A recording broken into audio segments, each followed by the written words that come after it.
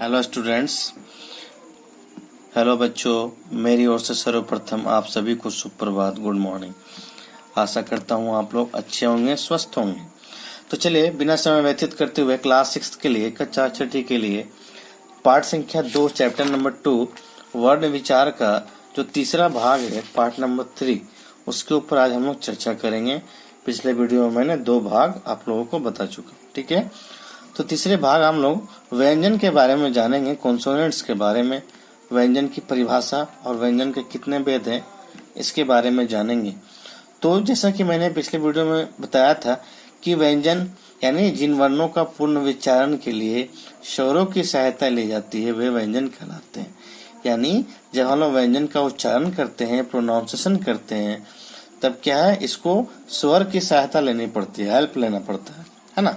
जैसे कि आप लोग समाज में देखिएगा कि या परिवार में किसी व्यक्ति को जब किसी वस्तु की आवश्यकता होती है, या आपको ही जैसे ले लीजिए किसी वस्तु की आवश्यकता होती है, यानी आपको कोई वस्तु चाहिए, कोई चीज चाहिए, तो आप लोग पापा से मांगते हैं, अपने माता पिता से मांगते हैं, या भाई बहन है, जो भी है जिससे आपको जरूरी पड़ता है, फ्रेंड से, मित्र से मांगते हैं, है ना। तो क्या है, हेल्प लेना पड़ता है, सहायता लेना पड़ता है। जैसे आप लोगों को, शिक्षकों को भी सहायता लेनी पड़ती है। किसी चीज को आप लोग समझ में नहीं आ रहा है, डाउट है, तो क्या है, टीचर्स के हेल्प लेते हैं, है ना। तो क्या है, आप लोगों को सहायता लेनी पड़े, उसी प्रकार व्यंजन को भी जो है ना स्वर का हेल्प लेना पड़ता है, सहायता लेना पड़ता है, ठीक है। वे स्पर्श व्यंजन, वे व्यंजन कहलाते हैं। इनकी संख्या कितनी है, 39, ठीक है। अब आते हैं व्यंजन के भेद, काइंड्स ऑफ कॉन्सोनेंट्स। व्यंजन के निम्नलिखित भेद होते हैं। प्रथम है क स्पर्श व्यंजन, न्यूट कॉन्सोनेंट्स। जिन व्यंजनों का उच्चारण करते समय जीभ मुख के अलग अलग स्थानों को स्पर्श करती है वे स्पर्श व्यंजन कहलाते हैं।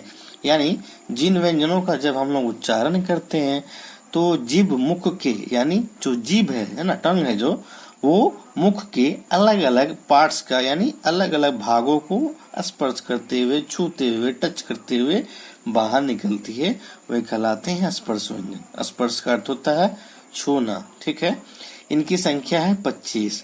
क से लेकर मां तक के वर्ण स्पर्श व्यंजन होते हैं। यानी क, ख, ग, घ, यहाँ क से लेकर जब हम स्टार्ट करेंगे, प्रारंभ करेंगे, तो क से लेकर जहाँ म आएगा वो हो जाएगा स्पर्श व्यंजन, ठीक है।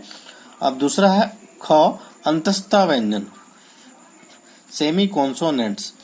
जिन व्यंजनों का उच्चारण करते समय जीभ मुख के किसी भी भाग को पूरी तरह स्पर्श नहीं करती है वे अंतस्थ व्यंजन कहलाते हैं। इनकी संख्या है 4 या अलावा। यानी जिन व्यंजनों का जब हम लोग उच्चारण करते हैं तो वो जीभ के मुख के किसी भी भाग को टच नहीं करती है, स्पर्श नहीं करती है, नहीं छूती है, और बिना छुए हुए बाहर निकलती है। यानी किसी का हेल्प नहीं लेना है, खुद से बाहर निकलना है। और स्पर्श में क्या था, आपको उच्चारण करते समय छूते हुए जाना है, ठीक है। इनकी संख्या है 4 या अलावा, ठीक है। ग उष्म व्यंजन, सिविलाइंट कॉन्सोनेंट्स। जिन व्यंजनों का उच्चारण करते समय मुंह से गर्म हवा निकलती है वे उष्म व्यंजन कहलाते हैं।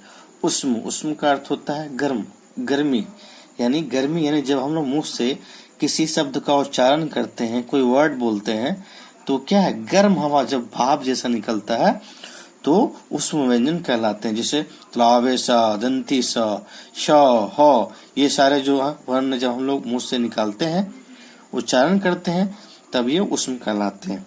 अब आ जाइए घ संयुक्त व्यंजन, कंपाउंड कॉन्सोनेंट्स। 2 या 2 से अधिक व्यंजनों के योग से बने व्यंजनों को संयुक्त व्यंजन कहते हैं। 2 या 2 से अधिक, 2 या 2 से अधिक, ज्यादा व्यंजनों का योग यानी जोड़, आपस में जब हम मिलाते हैं, जब हम लोग जोड़ते हैं, प्लस करते हैं, तब जाकर ये क्या है, संयुक्त व्यंजन बन जाते हैं। जैसे संयुक्त परिवार, एक होता है एकल परिवार। संयुक्त परिवार मतलब बहुत सारे सदस्य मिलकर आपस में रहते हैं, माता पिता, भाई बहन, चाचा चाची, ये सारे एक साथ रहते हैं, है ना, सो कहते हैं संयुक्त। और एक होता है एकल यानी अलग, यानी इसमें सिर्फ माता पिता और उनका बच्चा जो है वो सारे 2-4 सदस्य रहते हैं, ठीक है। तो उसी प्रकार जब हम आपस में जोड़ते हैं और जोड़कर जब एक बनाते हैं तब बन जाता है संयुक्त। ठीक है। अब है नौ विकसित अतिरिक्त वर्ण। जैसा कि मैंने पिछला वीडियो में भी बताया था आप लोगों को कि नौ विकसित, नौ मतलब नया, विकसित मतलब नया विकसित होना, डेवलप होना, यानी नया वर्ण जब जुड़ता है ना, तो वो कहलाता है नौ विकसित अतिरिक्त मतलब एक्स्ट्रा। र और ड़ हिंदी के नौ विकसित ध्वनियां हैं, जैसे लड़का, बाढ़, चढ़ना आदि। ये सारे क्या है, ये अलग है, इनको जो है आपस में आप मिल नहीं सकता है, इसका अलग प्रयोग किया जाता है क्योंकि ये अतिरिक्त है, एक्स्ट्रा है। अब आ जाइए र के भिन्न भिन्न रूप, यानी र का अलग अलग रूप है। र अपने मूल रूप में जैसे राम, रानी, रवि, है ना, उसके बाद राधा, ऐसे करके रा जो है उसका भी भिन्न भिन्न रूप होता है।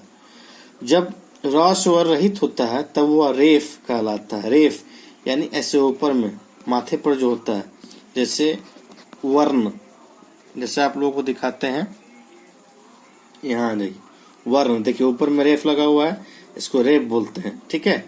तथा अपने से अगले वर्ण के सिर पर लगाया जाता है। सिर मतलब माथा पे, सर पे, हेड पे। जैसे उदाहरण वर्ण, स्पर्श, दीर्घ, अर्थ, वर्तनी, सूर्य आदि। ठीक है। उसके बाद आइए, जब र से पहले वाला व्यंजन स्वर रहित होता है तब उस व्यंजन को पूरा लिखा जाता है तथा र, है ना, को उसके पैरों में लगाया जाता है। उदाहरण प्राप, प्राण, क्रम आदि। पैरों में मतलब नीचे, जैसे प्रा से नीचे लगाया उसको बोलते हैं, उसका रा का प्रयोग होता है। यहाँ पर भी रा का प्रयोग हो रहा ऊपर, यहाँ हो रहा नीचे। ठीक है। जब व्यंजन नीचे से गोल होते हैं यानी ट ढ ढ ढ, तो उनके साथ र को इस प्रकार लगाया जाता है, ऐसे ऐसे ट्रांसफर ऐसे लगा हुआ है, ड्रम आदि। ठीक है।